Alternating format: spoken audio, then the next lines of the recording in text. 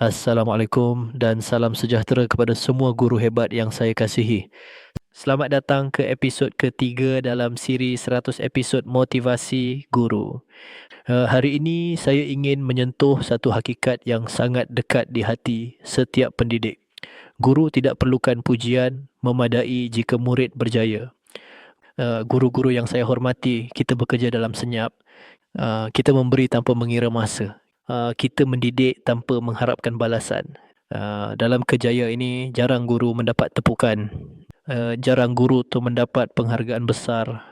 Kadang-kadang usaha kita tidak dilihat, tidak disebut, bahkan tidak dihargai.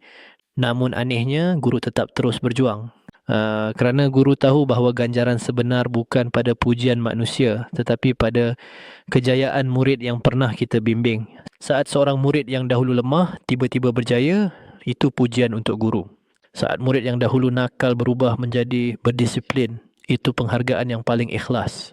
Saat murid yang dahulu kurang yakin kini berdiri dengan penuh keyakinan, itu hadiah untuk hati seorang guru. Dan saat murid yang kita didik menjadi insan berguna, itulah nikmat yang tidak dapat diganti dengan apapun. Guru tidak perlu diawardkan di atas pentas untuk merasa bangga. Cukuplah melihat anak murid melangkah lebih jauh daripada apa yang mereka impikan.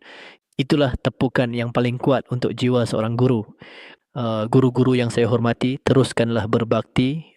Walaupun tiada pujian datang hari ini, percayalah bahawa setiap ilmu yang kita ajar, setiap nasihat yang kita berikan sedang tumbuh dalam hati murid-murid kita. Dan satu hari nanti apabila mereka berjaya, mereka akan mengingati siapa yang membuka jalan itu untuk mereka. Jika pesanan ini memberi manfaat, jangan lupa subscribe channel Pengetua AI untuk episod-episod motivasi guru yang seterusnya. Terima kasih guru-guru semua. Teruslah mendidik dengan jiwa yang ikhlas.